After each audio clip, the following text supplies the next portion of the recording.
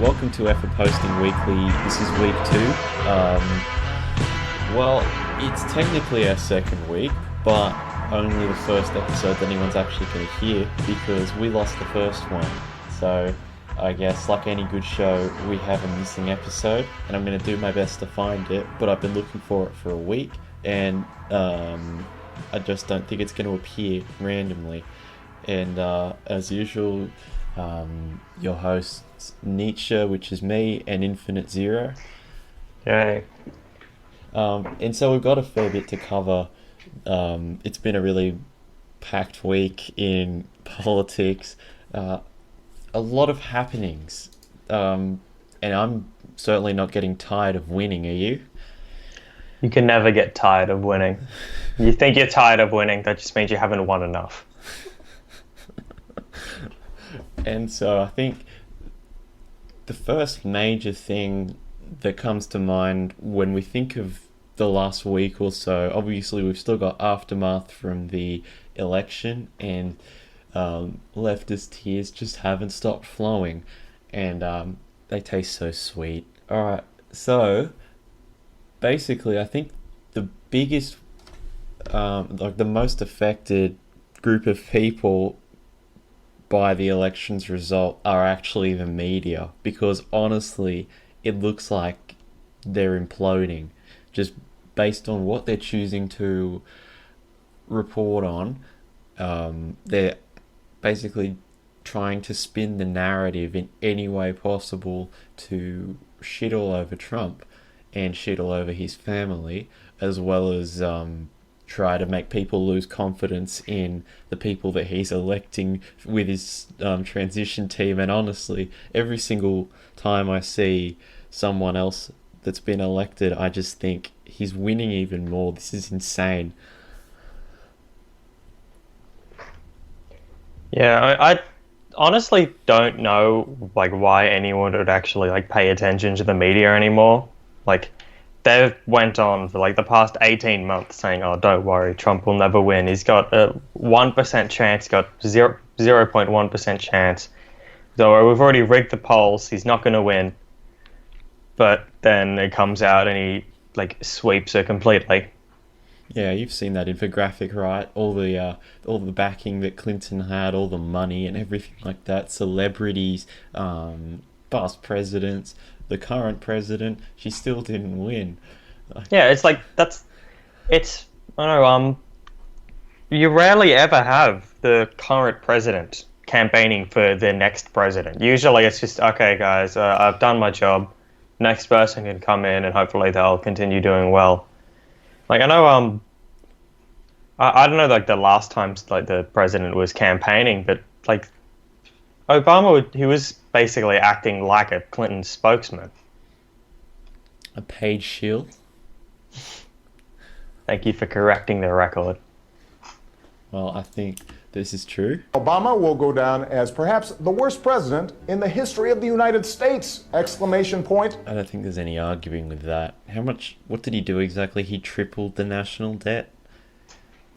Yeah, I don't know. There's been all the infographics I've seen, they've either been from, I don't know, Occupy Democrats or whatever. It's Obama fixed GDP's risen, and look at all these people that aren't unemployed because they just employed a bunch of undocumented people.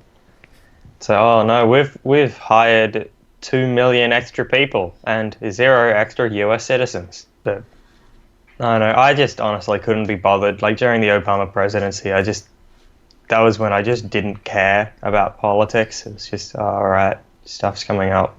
I switched off completely for a good couple of years after he got elected because, I guess, 2008, 2009, I was too young, too uneducated about politics and the whole system to actually know why he was a bad choice. And I thought, okay, well, he seems nice enough, younger than some of the other people that I'd been seeing on television and seeing in politics. So naturally, I think he had that kind of appeal. But the more I read about it, the more I see everything that he's done. He's honestly, I think he's been the worst thing to happen to the United States in a very long time. Yeah, well, he's pretty much spent like as much of his presidency as possible trying to, like, I don't know, screw over Whitey. It's like, Pretty much. well, no, like, it's just like, it's not even that he's hiding it. It's like fairly blatant, like him saying, "Oh no, don't worry, he's a good lawyer. It doesn't matter that he's white." Like when he's appointing like Supreme Justice people. I mean, it doesn't. I mean, they're white with a very big echo, but Well, like it's just that he's, I don't know, he's just like not. I mean, he's, I don't know, he like trying to look out for his interests. Like the only reason that he was elected is literally because he was black. It's like, oh yeah, hey everyone in like, I don't know, the hood. Yes, one of your brothers is up there. Go vote for him. yeah, it's a whole tribal thing, I think. And I think that's also the very same reason he got so much through. I was reading today about the some of the things that he did with the military, the whole don't ask, don't tell, which I think was a good idea. Just basically, you know, don't care that people are gay or trans or anything like that, but kick them out if you find out that they are, instead of making it okay to be so open about it. And it's just another avenue through which progressiveness gets forced in our faces. And he was, in that regard, also probably the worst president ever, because he legitimized so much of this progressive bullshit that's ruining the West. Yeah, I feel like, especially during the last few years, he just like started turning the dial to 11, thinking, "Oh, don't worry, the Goyim have been suppressed enough. They're not gonna. They don't know about our plan until it's too late on the track." But then it turns out that no, you can't stump the Trump, and rural white America still exists. Yeah, well, as one of our favorite media presenters put it, oh wait, where is this? This was a white lash. And honestly, how could you even vote for Trump, Goy? Don't you know he's literally Hitler? Yeah, actually, that brings me to a point I wanted to discuss. And you know all this kerfuffle around him not wanting to accept a presidential salary, yeah? Yeah. Because I just don't know how you could possibly spin that into a bad thing and yet leave it to the media and to Politico to do just that. So apparently, it's a constitutional duty for him to be paid the full presidential salary because it confirms that he serves the public as opposed to his own interests. It just doesn't. I don't get it. I thought he could even spin it like, if all the money that I would have been gotten, I'll put it into DEM programs. But they'll still think, oh no, Trump did something that's bad. We can't let him do something. Well, one opinion that I've seen is that even if he did accept a salary, if he was forced to accept one, he'd probably just donate it to veterans groups or something like that. And I support that. I mean, if he doesn't want to accept a salary, it should be entirely his choice. I mean, I think it was George Washington also didn't accept one. But now people are, I mean, back to this Politico article, the people are saying that, why does he think that he can overrule what the founding fathers decided was best for the United States? Oh yeah, we really need to think about those founding fathers until, I know, don't talk about those Second Amendments, Goy. Don't talk about all those executive orders that Obama's putting in. Yeah. Basically, Like, avoid the truth if it's inconvenient. If he had have taken the salary, they would have still like shat on him. It's like, oh no, billionaire takes more money from the system. What a evil white man. Have He's to shut him exploiting down. taxpayers for more money. It's even worse than when he didn't pay tax. Oh, remember that guy? Evil. He filed for bankruptcy 7 times. 7 times, and like how many businesses does he have? Like 400? Yeah, they really make it out like blatantly that every time he filed for bankruptcy for one of his businesses, he was completely bankrupt. Yeah, like well, you don't file for you can file for bankruptcy when you don't have any money, but like Trump isn't retarded. He's not going to put literally all of his eggs in one basket. And he can't. It's not like he can go and apply for bankruptcy, on behalf of all of his businesses anyway, because the assets belong to the business, not directly to him. And like the money is in the name of the business. Yeah. So do you know who else didn't accept a salary for running a country? I wonder who this is. Is it the media's favorite person? The one that Trump literally is? Yes, Hitler. All right, this is a screenshot of a book, I think, called The Third Reich in Power by Richard J. Evans, and it states, Hitler had little use for the modest salary of 45,000 Reichsmarks he earned as Reich Chancellor, or for the annual expense allowance of 18,000. Early on in his chancellorship, therefore, he publicly renounced both salary and allowance in a propagandistic gesture designed to advertise the spirit of selfless dedication in which he ruled the country. Therefore, Trump is Hitler. Yeah, I mean, but Hitler did nothing wrong, so it's all good. And so somehow they want people to think that actually sounds bad, because Hitler, selfless dedication, that's not a bad thing at all. It's like, in my eyes, Trump ran for the betterment of the United States, not for any personal gain. If he wanted personal gain, he could have just kept on running his business. Exactly, like he could just keep on like building more businesses and possibly even going global. I don't know if he hasn't already, but he's got the means to like keep on building his wealth if that's actually what he wanted to do.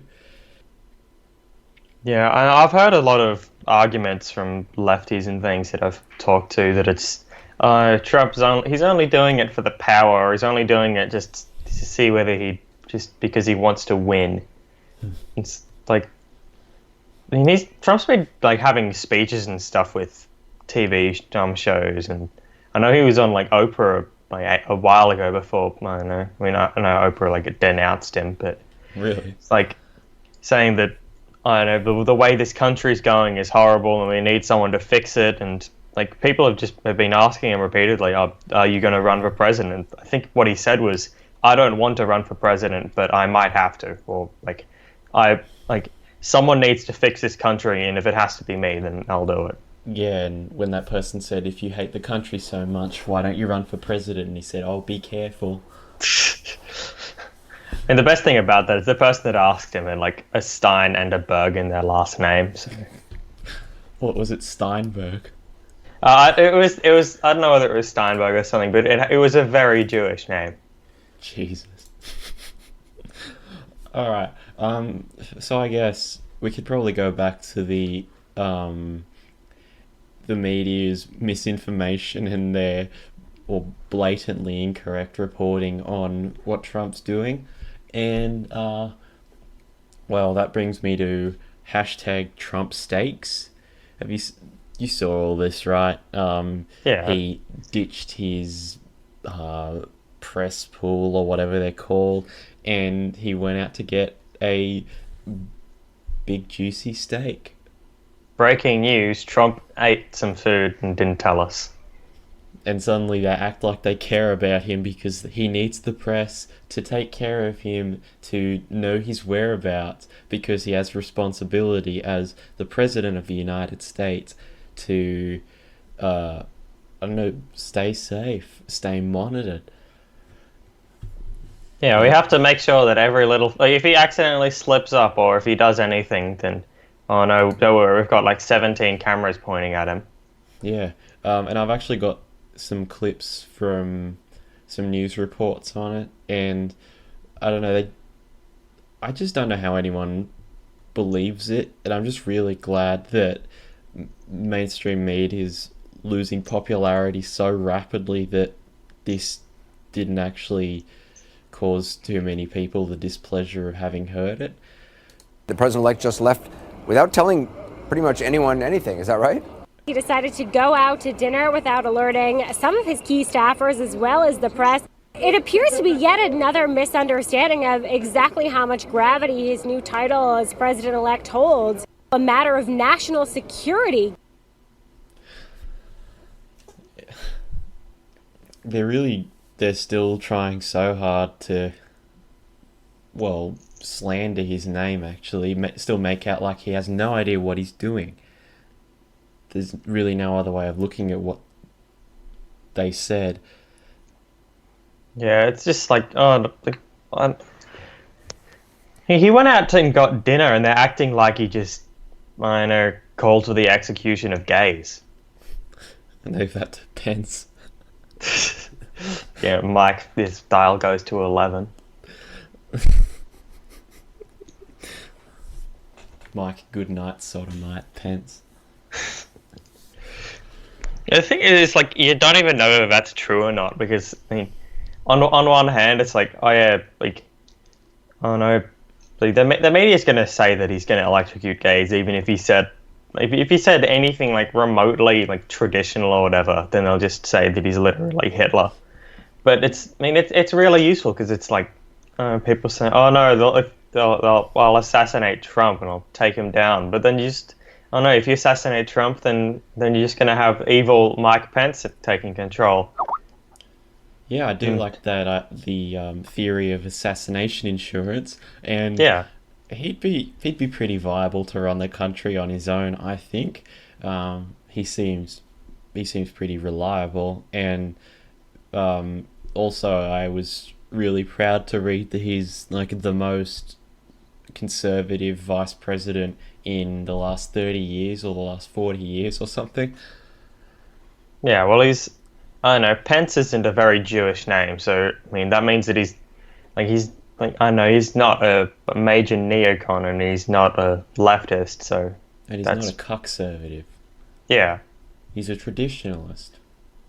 On the same token of the groundbreakingly stupid misreporting on his steak dinner, we also have everybody spreading the facts that his transition is going completely awry and that it's an absolute clusterfuck, which he's publicly denied, and he's saying that it's going well. And I think, I don't know, they're really trying to make the public scared. They're trying to scare normies into thinking that he has no idea what he's doing. Like, they've made points that the people that he's electing in his transition team don't have White House experience, therefore we should be afraid of radical changes in the way the country's run. It's like we don't know what we voted for when they say that, because that's exactly what people wanted. Yeah, it's like people going to the street or asking for, we need to have a vote on, we need to get the Electoral College to change their votes, and we've got all these signatures on this ballot. Like, you were supposed to get signatures on the 9th or on the 8th, or like, you could have, it didn't even matter. You could have done it like 2 weeks in advance, and it still didn't matter. The vote for the president's already happened. Yeah, and how many of the people that are protesting it didn't actually go out and vote? Yeah, I wouldn't be surprised if half of them were like, oh, don't worry, the media's they've already said Trump has won. I don't need to go out. I'm just going to stay home and, I don't know, do whatever. And then, oh no, Trump didn't win. Okay. Let's just go out and burn cars And shit on flags. Yeah, and cry in the college. Yeah, and block interstates as well. Team up with Black Lives Matter I think it was important. The funniest thing is they're doing a lot of the protesting in like clear blue states. It's the only thing that they're going to get from protesting in California is more conservatives in California.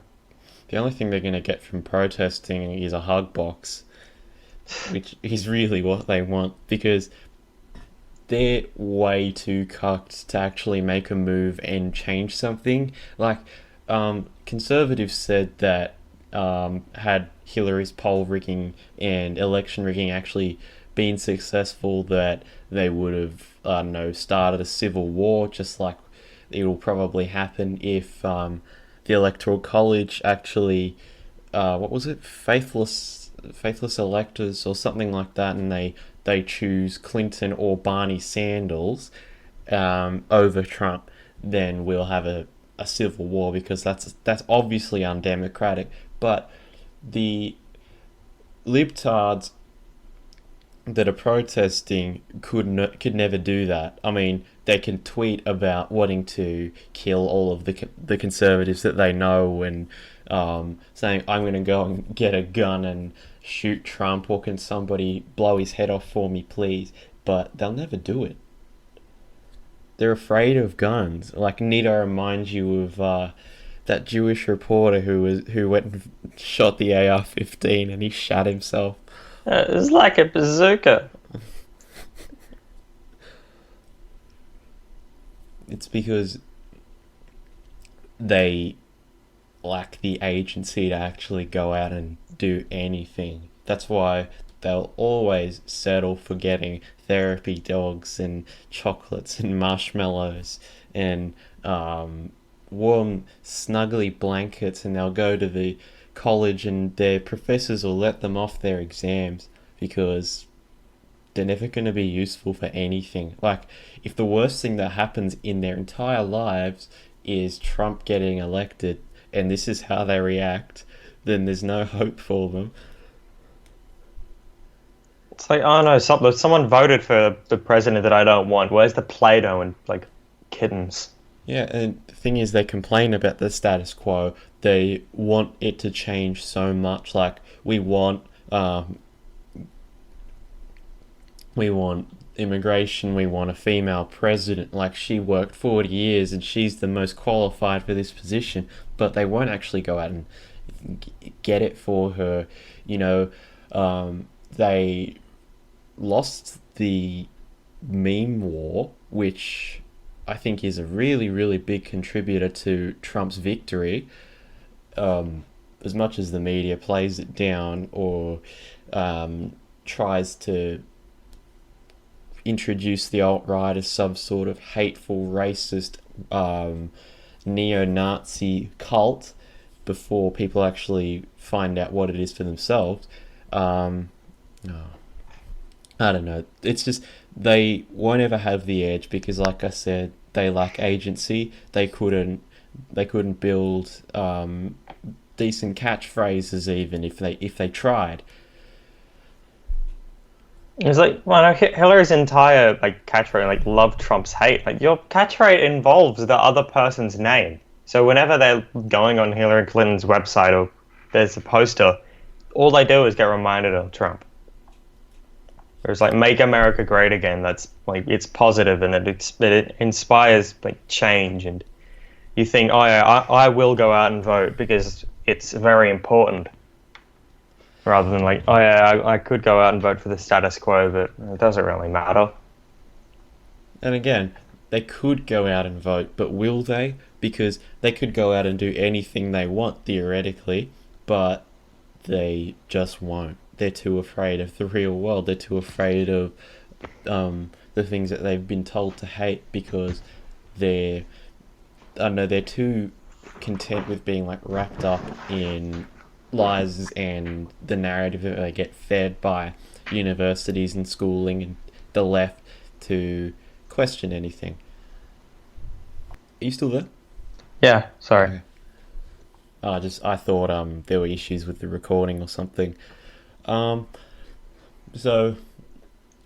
there's still a bit to discuss in terms of this transition, and again, I have some clips from reporters talking about his disarray and his transition team, and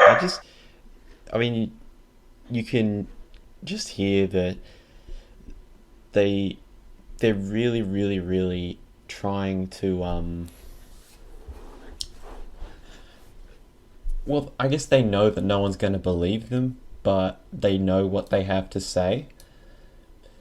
A number of sources have noted that progress has essentially been stalled in the wake of a shakeup at the top.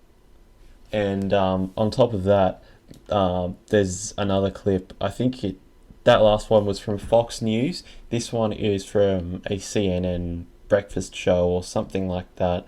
And I think a bit of it is about his dinner. I can't remember. Why should this matter, Brian, to the American public? Yeah, he might enjoy President-elect travel with a protected press pool because those journalists are keeping track of the...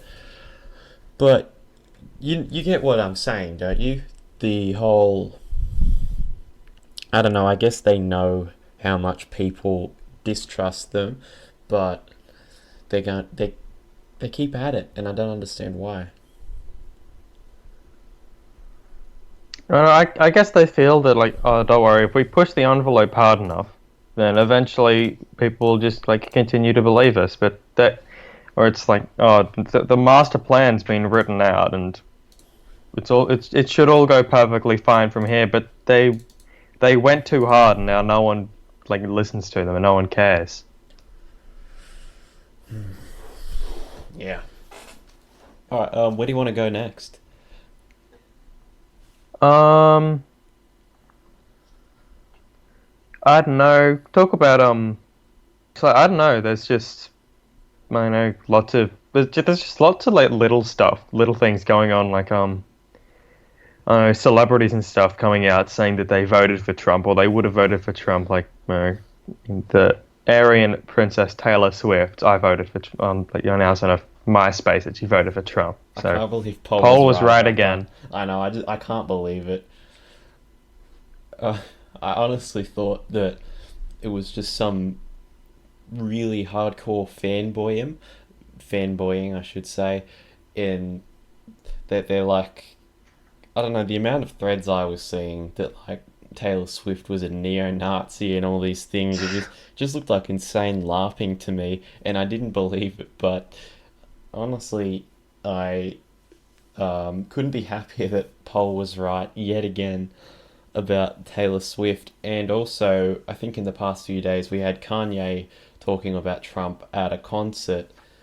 Yeah, he said that he would have voted for Trump, but I don't think he did vote. Yeah, I don't think he voted either, but his crowd wasn't very happy about that. No, they're all hyped for Kanye 2020. Or 2024. I mean, oh yeah. What is it? Only Donald 2020. Trump.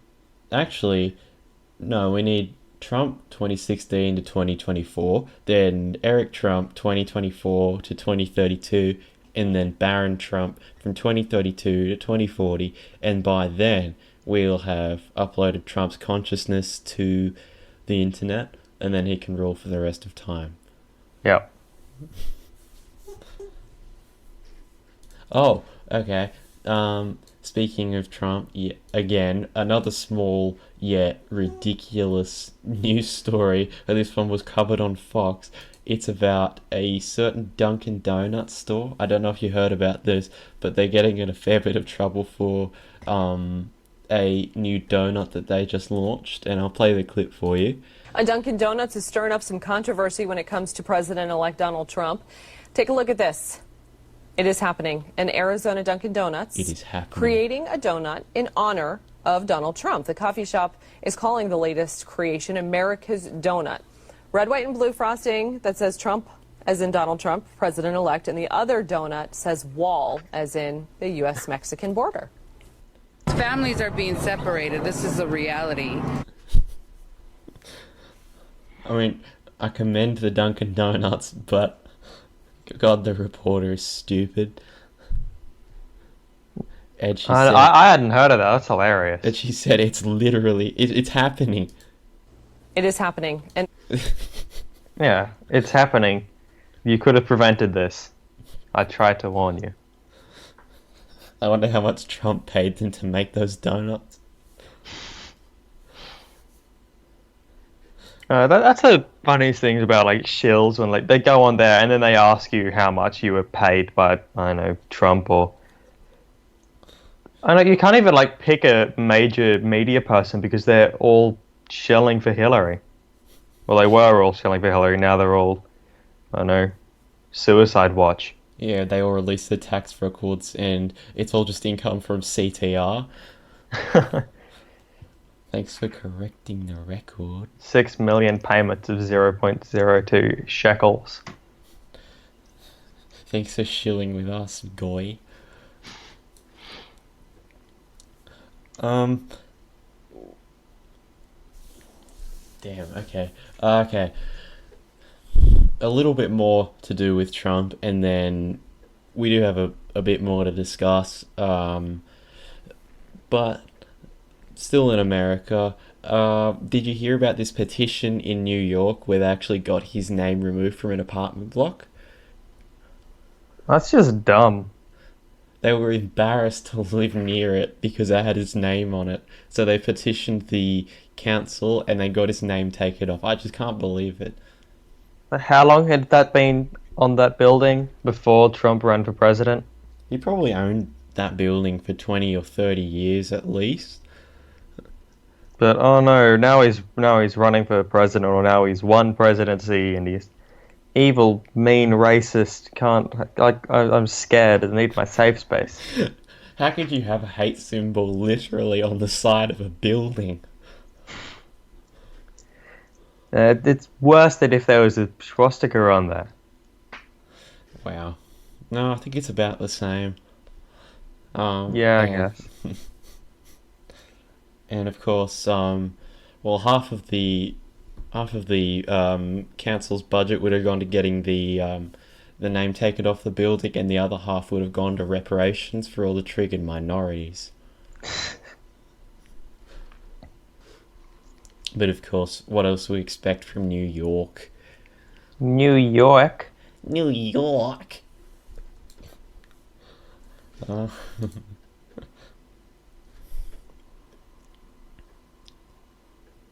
Actually, do you want to talk about triple bracket itself for a little bit? Because we have a few new features that are being worked on, and that includes the radio section, which has actually been live since last week because I had it ready for that non-existent first episode.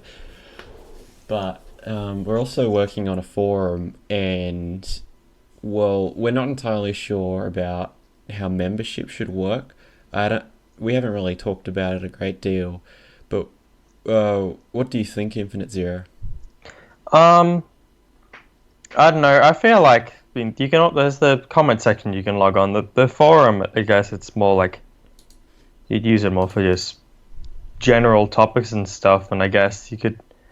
I mean, it'd be good to let anyone create an account, but then you get shills and things going on there. I do like the idea of it being invitation only or something, but the problem would then be getting like initial users on the site. We'd have to invite them ourselves, but I feel like if we invited people we knew, we'd end up self-doxing really hard, and we don't want that to happen. Yeah. And I just think the forum would be really good because you can't have extended discussion in a comment section, and an invitation-only forum would make it a lot better to, well, number one, to cut down on spam, and number two, just the quality of articles, and I guess then we can find contributors, and I might set up, I might actually have a window where anyone can apply for a couple of days or something and then close it. Yeah, I feel like you could have, I don't know, either like open days or something like that, or you could just have vetting or whatever where people just ask to join and then you, I don't know, check their Extreme Twitter vetting. account or their, I don't know, if they were in other comment things or you know them or whatever, then accept them. Yeah, we could do that. But I'd say it's about 2 or 3 days away from actually being deployed onto the website because I'm testing it and developing it locally at the moment. And I think trying to figure out an interface is probably the hardest part because you don't want it to look disgusting and you don't want it to be like bloated or heavy. And I think another good point to make is that I'm not planning at all to do any kind of tracking or IP address logging or anything like that, because that's probably what drives people away from other platforms of discussion like Facebook and Twitter now, which is another thing that I want to talk about with you.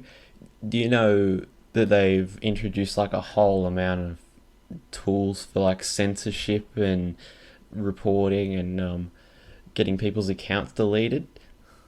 Yeah, they just, I think I don't know how accurate it is, but I've seen people saying it's like if you're following someone that gets banned, then you're put on a watch list or you're monitored more carefully. And then, like, I know, like Ricky Vaughn, who was a top tier shit poster, he had tens of thousands of followers, and then his account just got deleted before the election. Then he made another account, that one got deleted. Then another one, and that one got deleted. I don't know whether he made another one so far, but then they deleted Richard Spencer's account, and he doesn't even like go that hard. He just all he does is have facts. I guess because he's quite well known, and this is really hypocritical because I can distinctly remember a certain Hollywood blacklist from the 50s, or was it the 60s, where there was all this controversy, and we actually learn about it in public education, where I think his name was McCarthy. He created a blacklist of people in Hollywood that were known communists, and this is now looked back on as this horrible, discriminatory, hateful thing, and yet it's happening right in front of us in a different form, but it's perfectly okay because the left is legitimized censorship. I know, I'm perfectly fine with McCarthy making a list of communists. They're not angry that he made a list of communists. They're angry that he was right. That is true. They had a list of politicians and actors and influential people, and oh no, but it's like, oh no, they refer to it as like a witch hunt, or oh no, he's just this evil person's getting a list of people. He's literally Hitler, and then oh no, it turns out every person that was on the list was communist. It's a fascist censorship regime, goy. So, go ahead.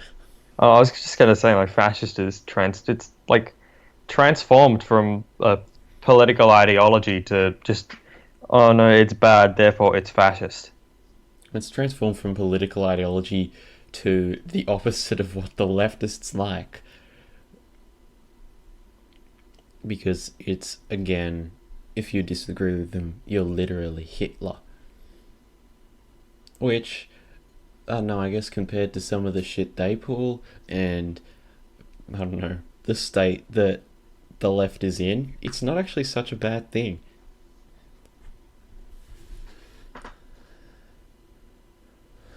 And I just, back to Twitter, I just think that they're really going to shoot themselves in the foot with this.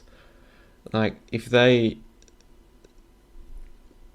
lose some of the politically oriented accounts where people actually try to have serious and good discussions about things, what's there going to be? Because it's become a platform for real-time political discussion and reporting of news and things like that, and a lot of personalities have gained their fame from Twitter. Just, I don't see it having much of a purpose in the future if everyone who disagrees with Dindus and just the left in general gets banned and censored, because they're not going to bother coming back. They're just going to go somewhere else, or they're not going to bother at all, and then I think it's just going to sink. Yeah, I just want to say, like, they've tried to push the envelope too hard, too fast, and the goyim are waking up. Well, another pushing the envelope thing, and I don't know a lot about this, but Google and Facebook are targeting fake news now. I don't know if you know a lot about that, because I don't, but what are your thoughts on that?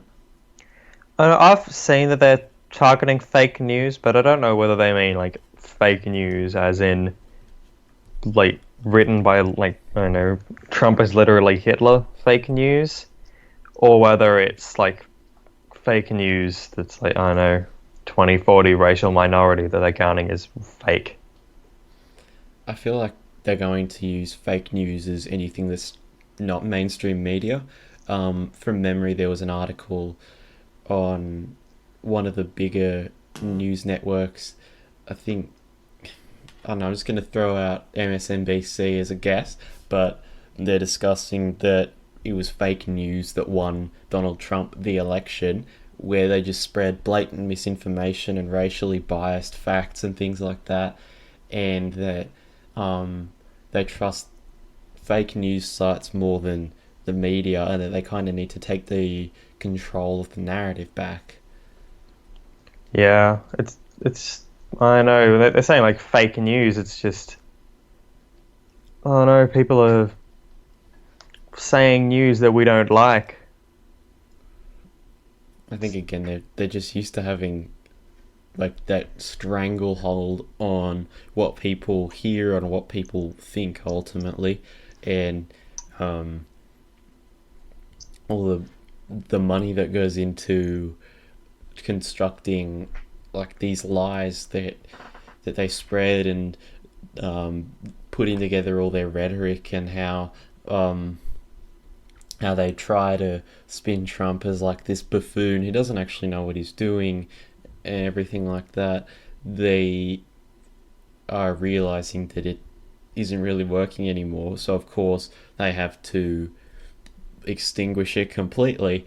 And correct me if I'm wrong, is that not a prime example of censorship?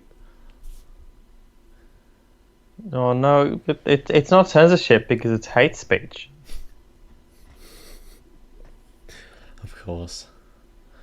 Oh, I fucking hate the media. I mean, I don't expect them to be remotely honest anymore, but there was a time where at least you could get a vague idea of what was actually going on, but now it's like their obsession with controlling the narrative has become, like, so strong that they won't even tell something that's vaguely connected to our timeline anymore. Yeah, it's just, I know. I think that they just realize that they don't have the power anymore. And they're scared. They are scared. For sure. And I think, well, how do we combat that if they're going to start censoring alt-right news? Obviously our site would come under fire eventually. I mean, not coming up in searches, being hidden on Facebook if it gets shared, possibly buying out moderators on half chan, double chan, etc., which I don't think is beyond the realm of possibility. How does the alt-right fight back against that? Yeah, well, the power of alt-right is just that it's not reliant on traditional media, and now they're only realizing it now, and there's already a large movement. They can't shut us down now with the meme magic is too powerful. They can ban someone on Twitter, but then they can either make a new Twitter account or every time they ban someone on Twitter, they just become a martyr. Yeah, and then you're going to look into it and you'll be like, what did they say that was so inflammatory? Then you'll look at it and you think, wait, they're not actually wrong, And I think maybe if you get banned or deleted for dropping red pills on Twitter, then you might actually still achieve the effect that you wanted in red pilling people, because hopefully someone is woke enough to wonder what exactly it is that could get you banned from a website like Twitter, as opposed to just getting the tweet removed or just someone scrolling past it. What is it that someone could take so much offense to that would get all these people banned?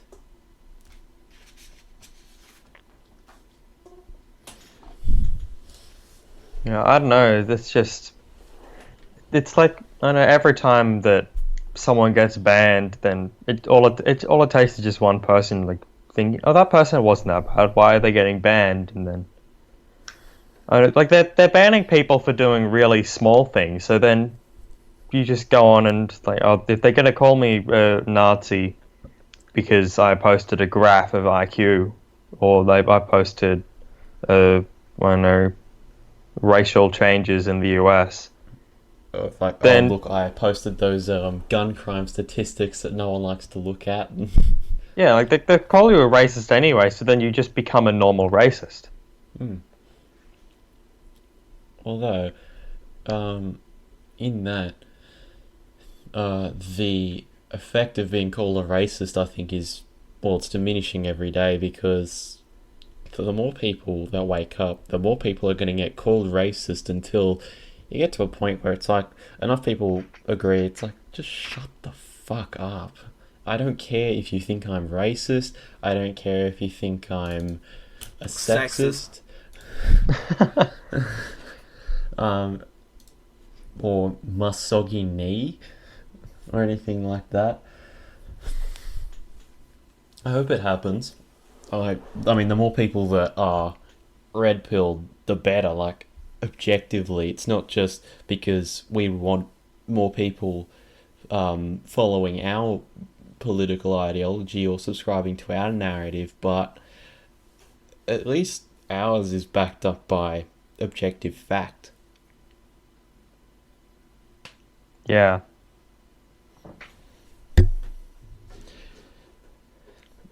Alright, I reckon one more thing, and then we'll play this week's song, which was written by Infinite Zero, and I think it's better than the original. It's very inspired. What I wanted to talk about is what you think of the riots that are still going. I know we touched on it before, but there is an interesting point that I came across, and it's that, why has Obama not actually tried to speak out against the riots or try to end them? Just say, we lost, accept the result.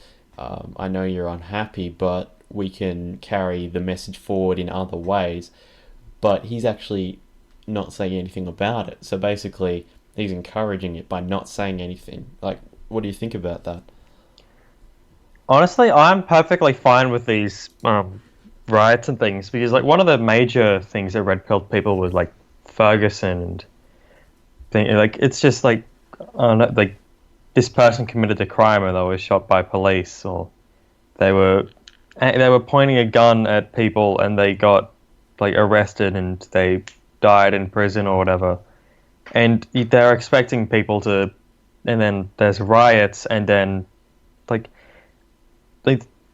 all they're doing is red pilling like local business people and like anyone that watches the news and just thinks that what they're like, these riots are just dumb. So then they become more and more aware to who is rioting and like who is paying for them to riot. Well, it's a certain friend of Hillary's, I think. And I don't know if you saw the advertisements on Craigslist, like the insane amounts of money that they're supposedly paying people to come in and protest against Trump from other places. Like, it's a favoured tactic of theirs. They actually bring people in from interstate and get them to riot. Yeah, they just bust them in.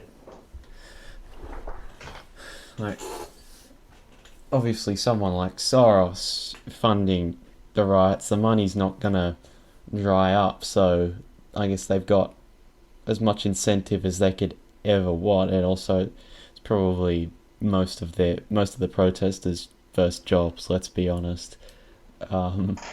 Yeah. But if the only argument the left has is that they're being paid to protest, then I don't know how long. I guess, well, we can only expect to see more people waking up, because, well, I think it's just obvious that with the corruption that was connected to HRC, and by extension to the left in general, and Black Lives Matter, who are heavily involved in these protests from what I've seen, hopefully people realise. Yeah, it's just, I don't know, like, I don't know why they're like, I mean, I hope that they continue writing, because all it does is just make people more awake. But and it makes them look even more stupid. Yeah. Which can only help us, really. I mean,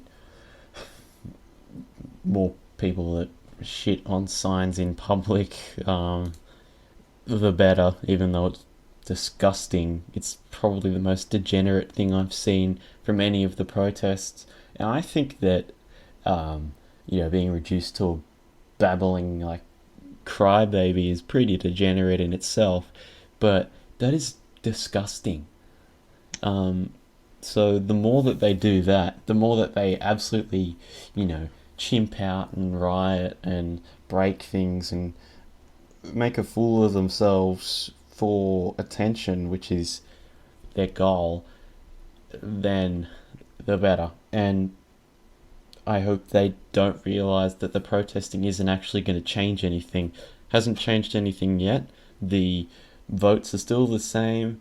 I don't care if Hillary won the popular vote, because it's still a Democratic win for Trump. And eventually people are going to have to wake up to that, because otherwise we would have the future of the United States decided by and overrepresented by these same people, the ones that can't handle reality. So why should they have any say at all?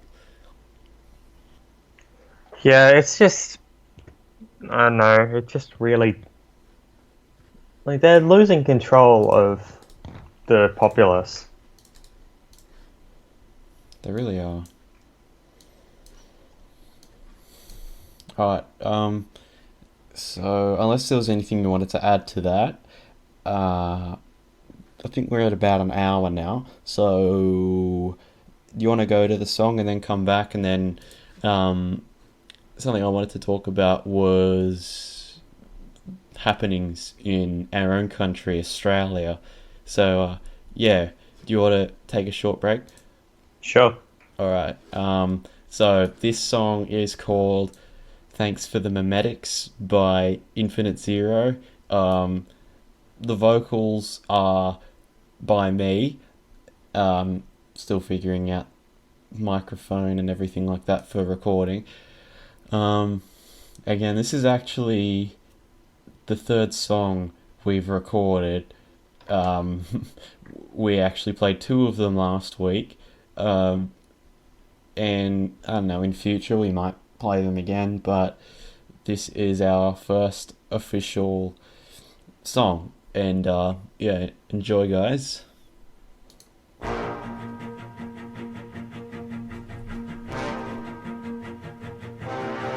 I'm gonna make a fascist state, post some stats and let the goyim know, in case they show a poll.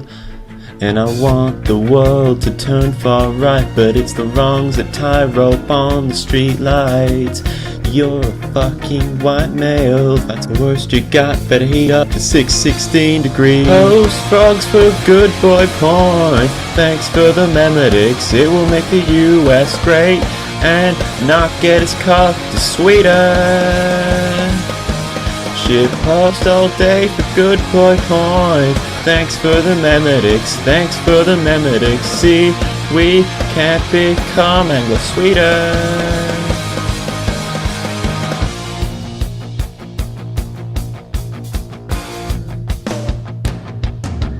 Looking forward to a future, our demographics turning black. Build the fucking wall. Echoes control us except for when you start to pump gas. 6 million. 1 white and 1 Mongoloid, thanks for parentheses, put the 14 with 2 8, and our race will not be beaten. 1 white oosh and 1 Mongoloid, thanks for parentheses, fash, now we will not be beaten. They say autistic need post-race gaps in IQ numbers, in dark basements, rejecting 3D lovers, blacks away from whites, and get normies off my board.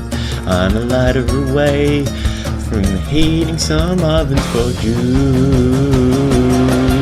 Trayvon was a good boy, thanks for the Zimmerman, riots from the darker race, shoot cops that are European.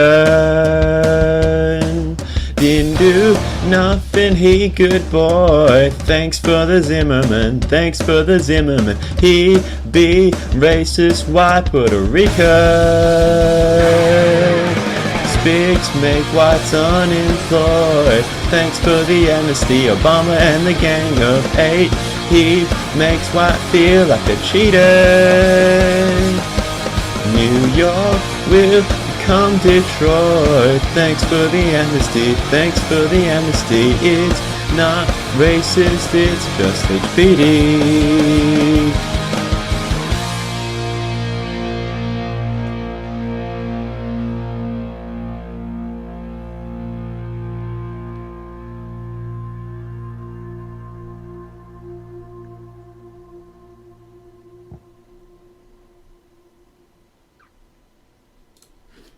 Okay, so that was thanks for the memetics, and this is Effortposting Weekly. It's our second hour of the second week, and I'll admit I had a lot of trouble recording that track, but mainly it was because I was trying so hard not to absolutely crack up the whole time. It's a work of genius, Infinite Zero.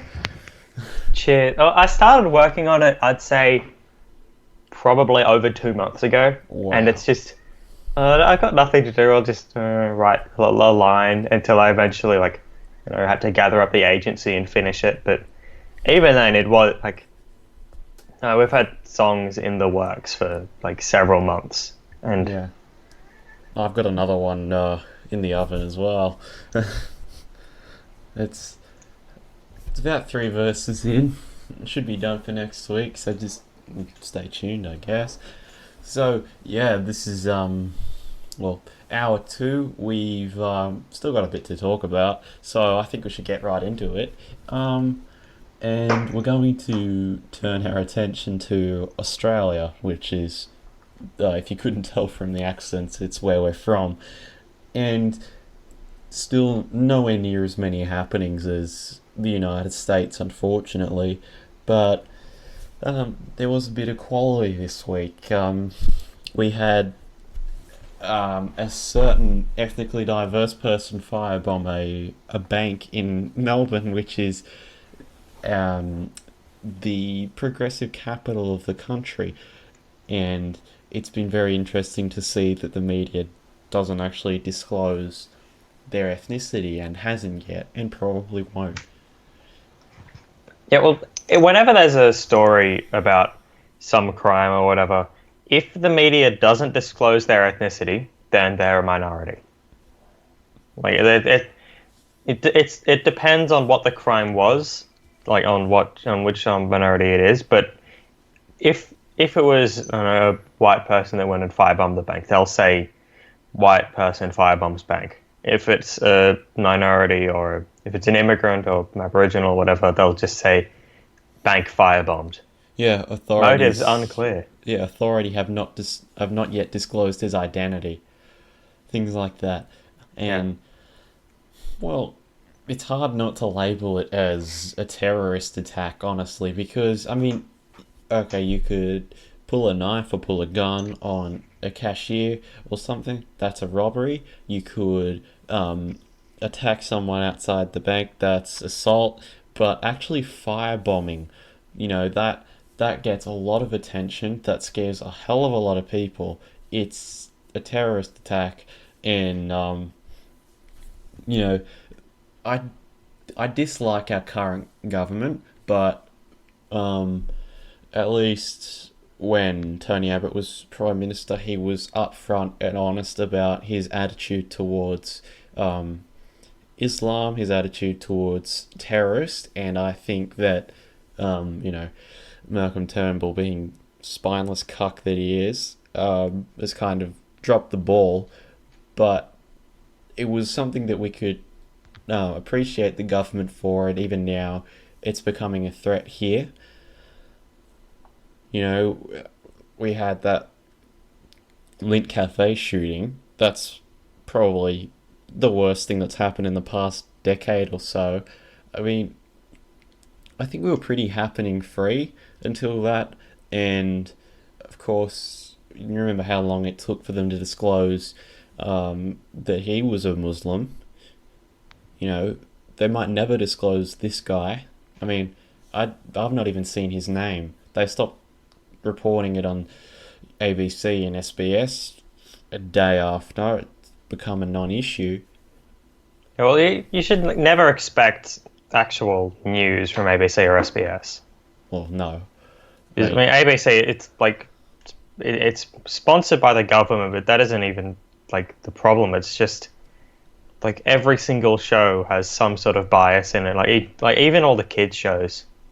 Yeah, and it's sponsored by the government, but they're actually very pro-Labor, I think. They really take like an aggressive left stance in all of their reporting. Like, they're very quick to shoot down the Liberal National Party. I mean, heaven forbid they say something nice about Pauline Hanson or the ALA. I don't even hear them reporting on the ALA, but it's a very, I mean, at least in the United States, there are certain outlets that are at least a bit more to the centre. Maybe some parts of them are more to the right, but there is little to no variety in Australian media. It's all very, very leftist controlled. I see posts from newspapers in my Facebook feed, news.com, Sydney Morning Herald, and they're basically propaganda machines for the left. and they have tried very hard to jump on the Never Trump bandwagon. I actually saw an opinion piece published yesterday, but they didn't advertise it as an opinion piece. And to me, that basically says that it reflects their view as a whole. And it was discussing that hate, white supremacy have all been legitimized by a Trump cabinet because he elected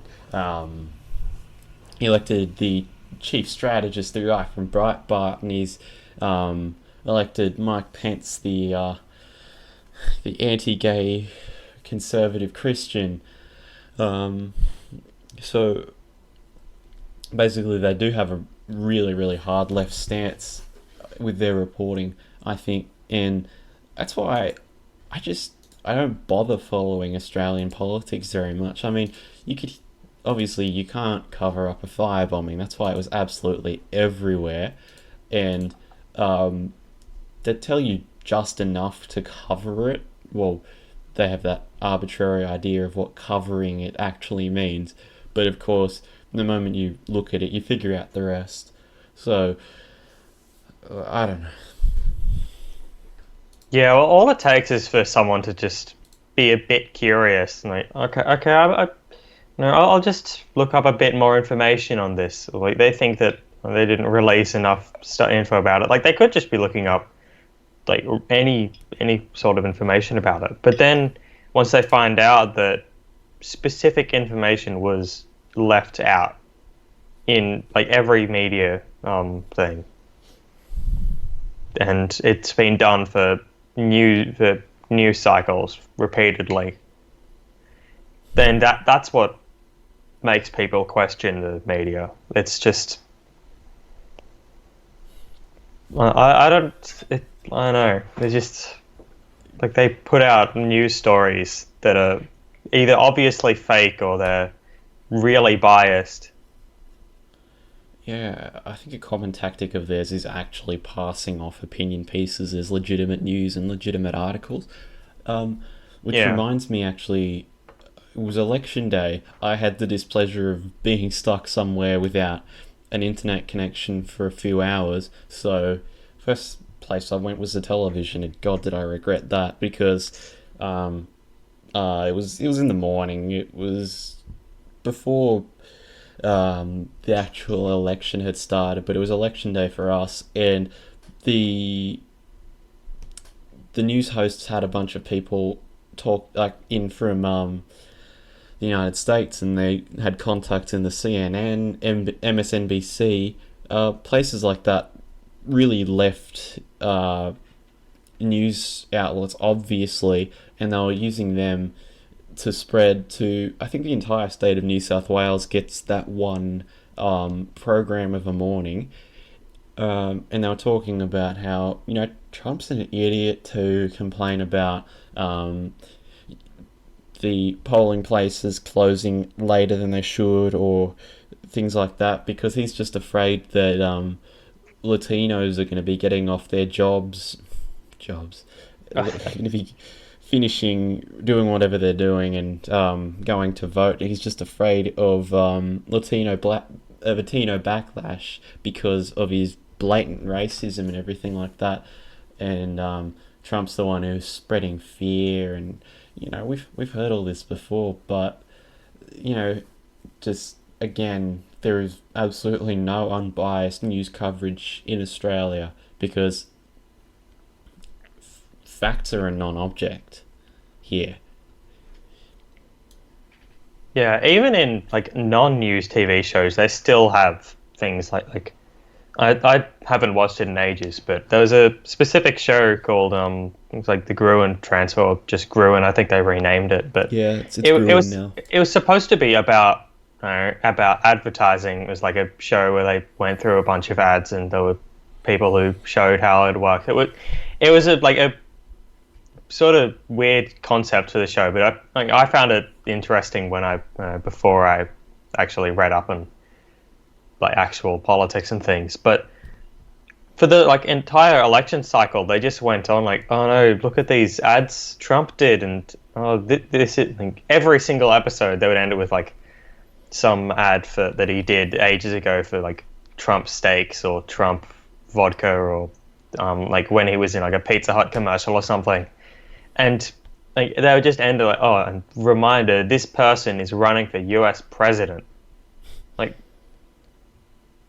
you know, I don't know whether they were trying to just, I don't know, they're like trying to show that the US is dumb, which is another big thing that Australia likes to do, is try and put themselves on the higher ground.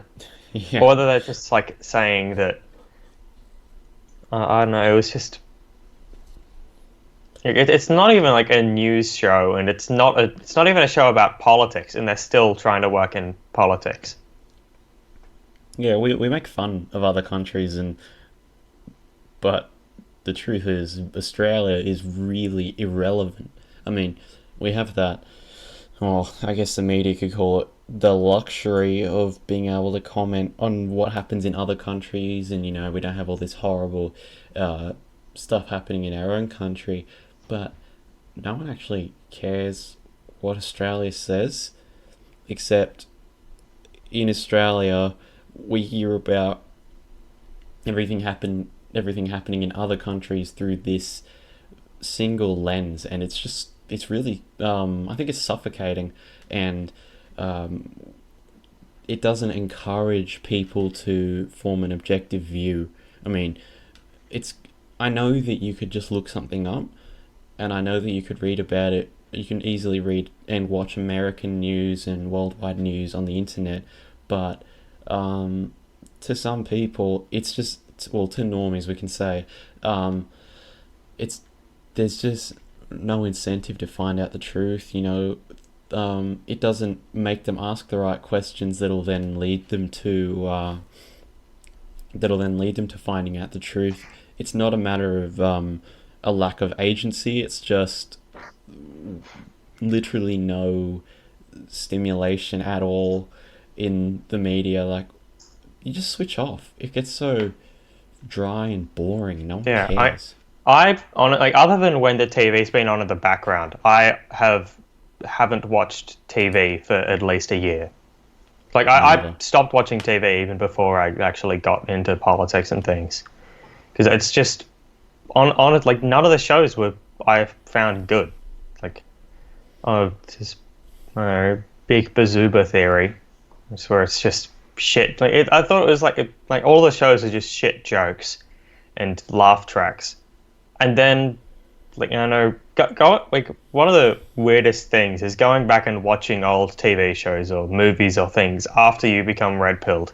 And there's just, like, so much stuff. Like, you notice the amount of people in the credits that have echoey names, and you try and count up all the interracial partnerships between people, and it's just, I know you don't see how you didn't see, like, you're confused how you didn't see it before.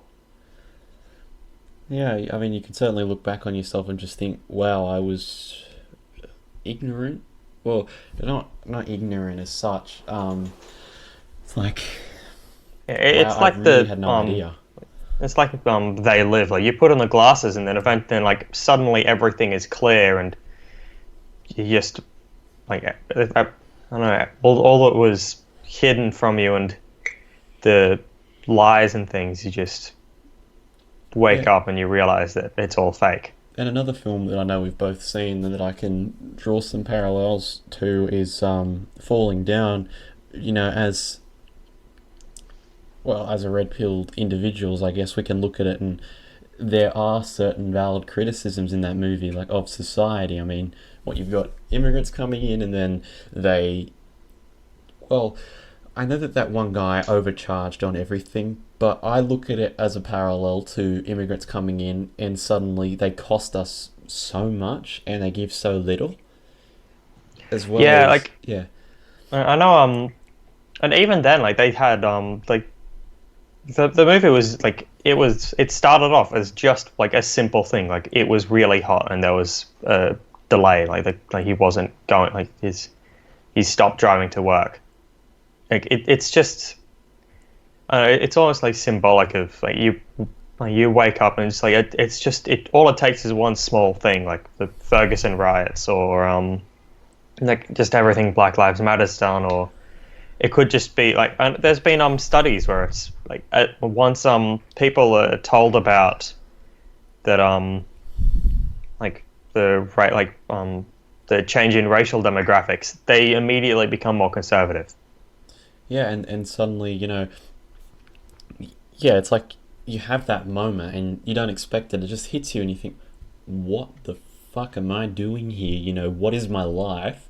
What is it that I can believe that people are actually telling me? And then you start to notice things, and you can get, I think, just through observation, even without listening to other people or exploring alternative news or alternative media or whatever, you make observations and then you realize, do I actually agree with this? Because I'm like either being forced to fund this, or this person came from, I don't know, they just came into the country, like they decided they wanted to live here but they didn't go through the correct procedure. Now they're living here, now they're leeching off us. I just think that it's like a cascading kind of effect, because again, back to that movie, the more and more little things that happen, the more, like, he gets so much more disillusioned, like exponentially more disillusioned with the world, as in goes from I don't know, like that small corner shop, then he goes to that restaurant, and suddenly, it's just, I think that particular scene is talking about how you're getting lied to, really, that we pay money for things. Again, I think it's symbolic of society in general. Like, we put so much money into taxes and the system, and we're getting like fucked over at every turn, because where does our money go? Like, we pay for something and then we get a half-assed road or a half-assed infrastructure project or something like that, and you realize that you can't trust a lot of people. Yeah, I'm fine with like taxes and things existing, but the one thing that makes me know is like watching like protests is like that's triggering, but then you see how much they're getting paid, and they're getting, like, I know, like companies that are like blatantly like they're trying to screw over the country, and they're getting tax subsidies and they're getting like benefits and things. Yeah, that annoys me to absolutely no end. That you can bring somebody in, you can bring them in to incite unrest, you can like bring them in to get people to pay attention to some stupid political agenda. You bring them in, and suddenly all this money gets funneled into that, and I don't know, it annoys me, and I find it hard to describe why, but just money going to illegals and money going to people, or people like that frustrates me a lot. Yeah, it's just, I don't know, especially when you look at the like state of like actual people, where it's like there are like, I don't know, like most of Australian farms are just like dying, like, because I don't know, why would I pay $2.50 for milk that's like made here when I could pay like $2.49 for milk that we've imported from, I don't know, milk's probably a bad example because Australia does actually have a decent industry, but think like, about it this way. milk's a good example, but I'd compare it like supermarket milk versus premium milk, and like you pay a difference of $2 versus $5 for 2 liters of milk. It tastes the same. Like, might have additional health benefits, but is the regular person going to notice? Yeah, it's just like what I'm trying to get at. It's like, I know people are. I don't know. Like, you can, like, the only thing that, like, you go to the shops, you buy the cheapest thing, and then that's it. Like, or I don't know. You know, I think I know what you're getting at, and it's that there is that certain guilt that gets put on us when we don't choose what they want us to. You know, we don't. You know, how could you not want to fund a better life for immigrants, or how could you not want to support farmers or people like that? I mean, you must be a horrible human being if you're not willing to pay double or triple the price for something, or contribute half of your paycheck to people who are needy, who have less than you, because it's not about your rights as like a sovereign citizen anymore. It's like, we will turn you into the bad guy if you don't follow what's in our best interests. Yeah. And that actually happens in Australia a lot. Like, a lot of guilt tripping on people. I mean, it seems to be such a bad thing to be thrifty and economical these days, because if you're not paying for something that's like $5 premium for the same product as something you can get for a lot cheaper, then it's like you suddenly become the villain who doesn't actually care about the people at all.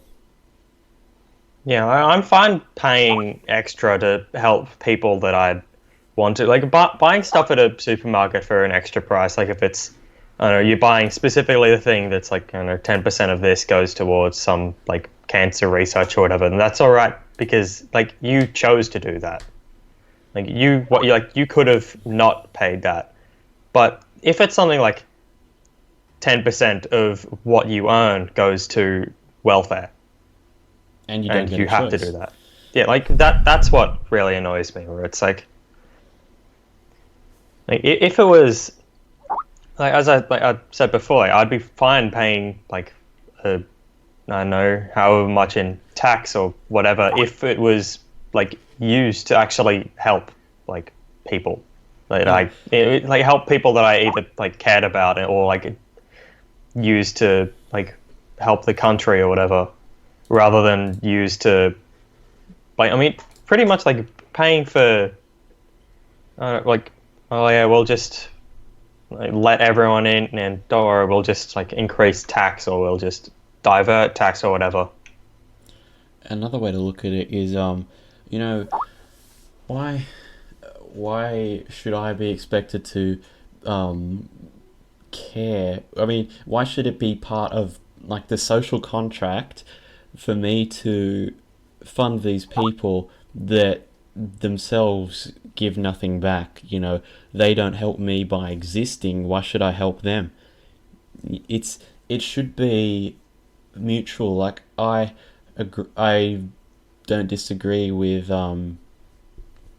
charity, for example, but I very much disagree with welfare, because in our country we have that culture of dole bludging, really. I mean, it's this culture of complacency, because people come to rely on the welfare state, and you get people that have worked hard all their lives to end up on high wages, and the top tax bracket is 50%. It's ridiculous, and they're classified as rich, and they get frowned on by everyone, because being rich and being successful is actually a bad thing in this country, apparently. Yeah. But even that, it's like, I don't know, people complain, it's like, oh, we need to keep dole for people that can't find jobs. It's like, okay, so how about the people that are receiving welfare, they have to like do small amounts of work for the government. Like they're still being paid much like more than they should be for the work that they're doing. But like even then, like working for the dole, like all you're doing is getting a job. And that isn't that what you were looking for, but that's bad. Like people say that's, I don't know, evil or oppressive or whatever to ask someone to like work for their money rather than just like sitting back and waiting for the, I don't know, The gives. Centrelink payout. Yeah, how could we force those poor disadvantaged people to work? Like just because they're not as rich as you fascist. And again, we've got that thing like the National Disability Insurance Scheme. Like, what is that to you? Because to me, it's like we pay people to be cripples. You know, that's on top of payments they already get, and that comes out of my pocket. Like, I'm getting into like a new work myself, and I'm going to be working a lot, and I'm calculating that I'm actually losing about nearly $5,000 in tax a year at the minimum. And I don't disagree with tax, but I disagree with where it goes in this country because I know where it's going to go. Yeah, like if it was like, I don't know, you're paying 10% in tax, like total over whatever, like because there's all the different taxes types and things, but like let's say like 10% of the money that you earn or spend or whatever that you don't have a choice, that goes to the government. If it was something like you could choose, okay, I want 5% of this to go to, I don't know, fixing some, like, I don't know, fixing the roads or whatever, and I want 3% of this going to that, rather than like, okay, here's the money, it's going towards whatever the Labor wants. Right, so it's like, okay, we're gonna get more gibs for those for them programs.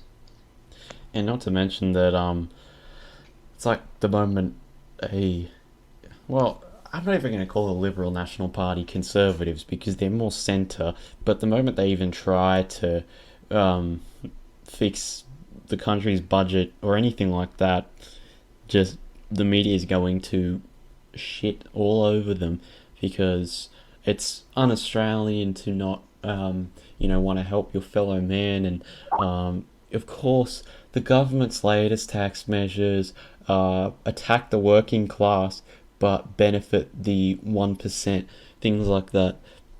And yeah, that's another reason why I don't even bother following financial news in Australia anymore, because it's always that.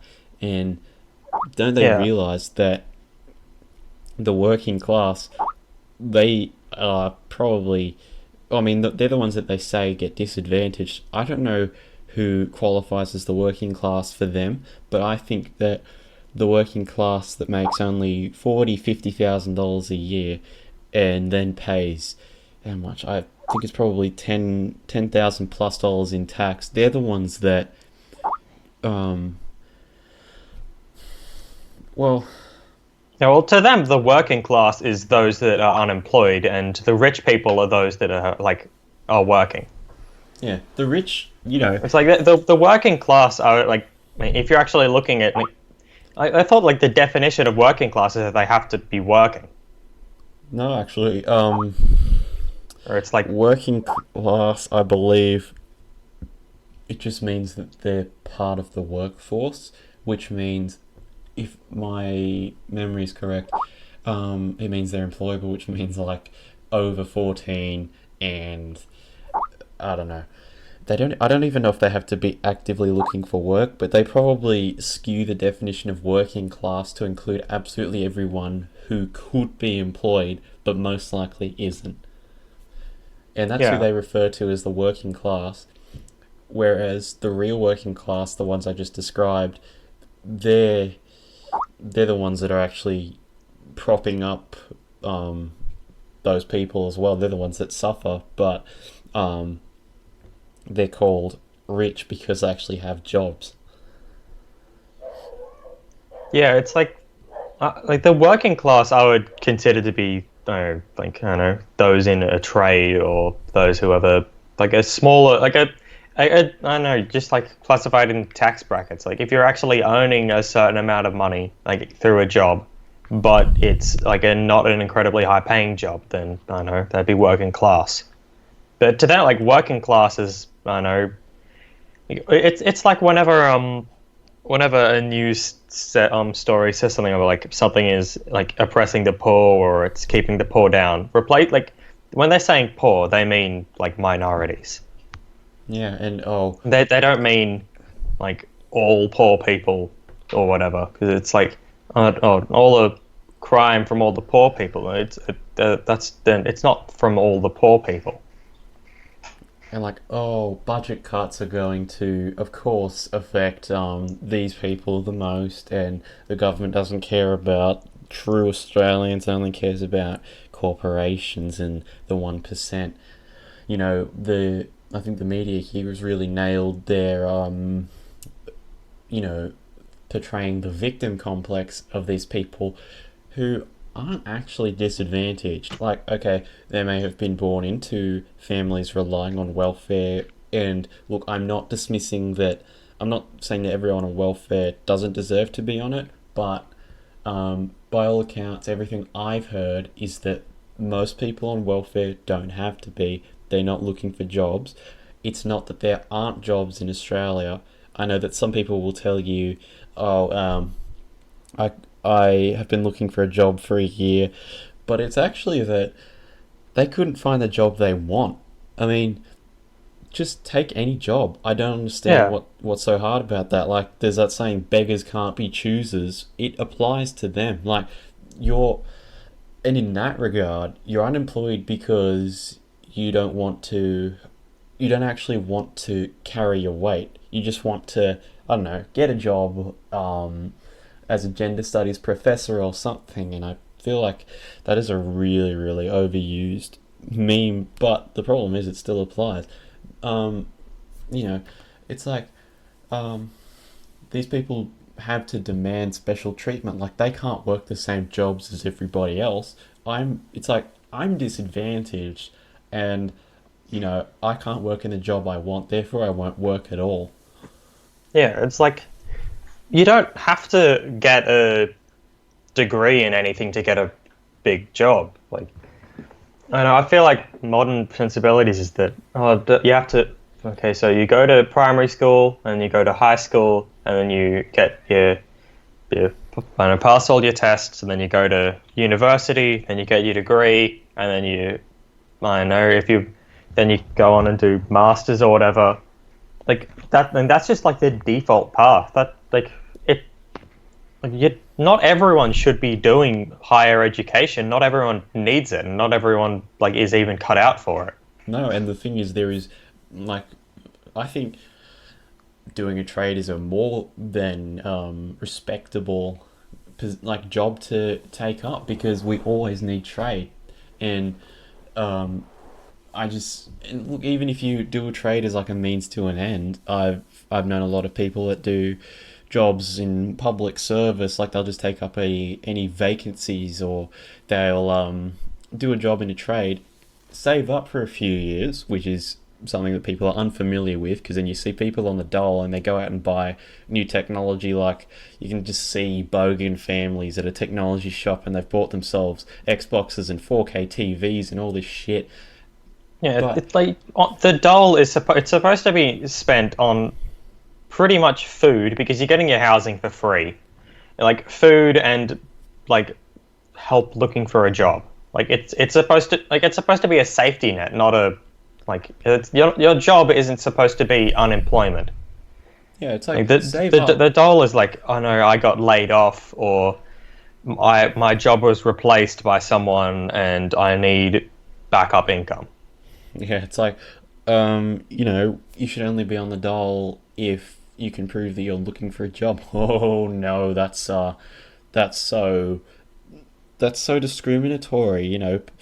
Someone might not be able to look for a job, and what are they doing if they're not looking for a job? They're either going out and wasting their money, or they're at home like making drugs or getting stoned or something, or at the pub every night getting pissed. And well, I don't think enough is being done to combat these people, because there are enough children being born even today into these families, and the situation's not getting any better. It's actually getting worse because the progressive agenda has taken over Australia. Like, I don't think that the Liberal National Party is going to stay in power next term. I wouldn't be surprised if, I mean, what is like the past like several years we've had like people drop out of prime ministership in under a year, because they're just getting voted out by the party, and like we've had the same person as a prime minister like not in a row, Kevin Rudd, he was prime minister, then he was kicked out, and then he was brought back in again, and then he was kicked out again, and then it's just...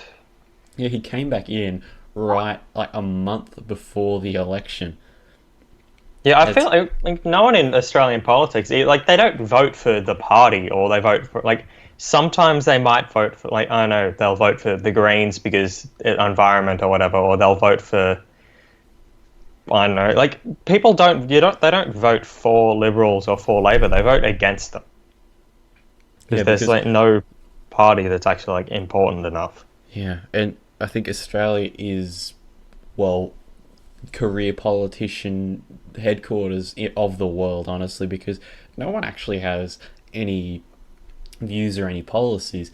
I guess they'll sign up to a party, they'll stick to the party platform, but in the end, they're there for publicity.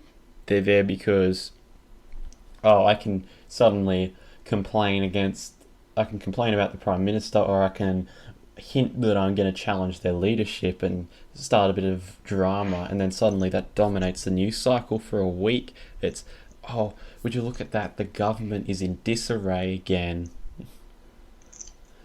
Yeah, it's like, I don't know, it's like Australian politics is just really boring. Like, nothing happens.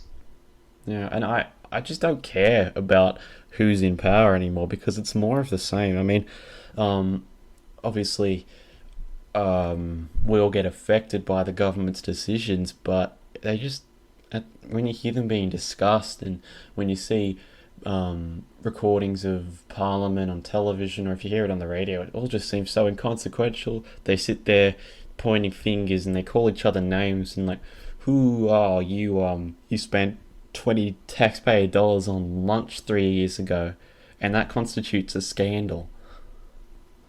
Yeah, it's just, I don't know, like, nothing really happens. Like, I honestly didn't know who the party in power was until like a week after the results came back, because I just literally didn't care. Yeah, it's like, okay, it took a week to count. Like, I think I actually like had to ask you, like, who won the election, because I just wasn't following it, because nothing important was happening. Like, I would prefer Liberal over Labor, but it's like, it doesn't matter. Well, it's because I know they're the lesser of two evils, because micro parties are never going to get power. I mean, yeah, I prefer like ALA or One Nation or something over fucking Liberals, but well, I voted for the ALA myself where I could. We didn't have, in my electorate, there wasn't a representative, but I think I voted for a Senate seat. I don't know. I don't know if they'll take off. I mean, I really hope that they do, because I support them like 100%, or even Pauline Hanson, actually, which reminds me, I saw a statistic. There was a poll done in Queensland, and it asked, 50% of the people that voted in this poll, I don't know how many there were, but 50% voted for Pauline Hanson that they would support as Prime Minister. And I just don't know if anyone was expecting that, but I'm sure it'll end up on the news eventually as like one of those, last minute articles on the resurgence of white nationalism in Australia. Yeah, they're not going to use it to show that people actually like this person, they'll use it to show, oh, look at all these evil racists, and it, like, to the media, like, Queensland is filled with, I don't know, evil racists. Like, if you don't know that, like, bogan is pretty much the Australian version of like redneck or white trash or whatever. It's not really the same thing, but it's close enough. It's like it pretty much always refers to a white person on welfare that, I know, all they do is bludge the dole and get welfare money. I think the biggest difference between rednecks and bogans is that, I don't know, I guess rednecks, they're portrayed as hicks and idiots, but they are like traditionally conservative and Christian, or am I wrong? Yeah, I mean, I don't know, because I don't know, haven't visited the US and haven't visited the US South, but I know it's like, I know they're evil because the Civil War, slavery, and they cotton pick, and oh my God, the Confederate flag. You can buy a fucking ISIS flag on eBay, but you can't buy a Confederate flag. No. Okay, so we're actually nearly at 2 hours, so I'm just not sure where you want to go with this. I mean, I don't know, if you want to try and take it down or like finish it up a bit, I think we've pretty much covered most of the major news stories. All the other ones, if you want to actually listen to news stories, just listen to Fashion the Nation. Yeah. I certainly don't want to end up just rehashing what they say. Yeah, that's the Daily Show's job. Rehash the nation. But yeah, I guess we could wrap it up now. I mean, it's been good. And I promise I'm not going to lose this episode. We're actually both recording it, so it'll end up on the internet. Hopefully this doesn't get like dropped into the void. All right. Well, it's been good. So we'll be back next week for week 3 of Effortposting Weekly with more effort posting. Hopefully another song, and yeah. Yeah. That's all from me. Yep. Guess I'll see you then.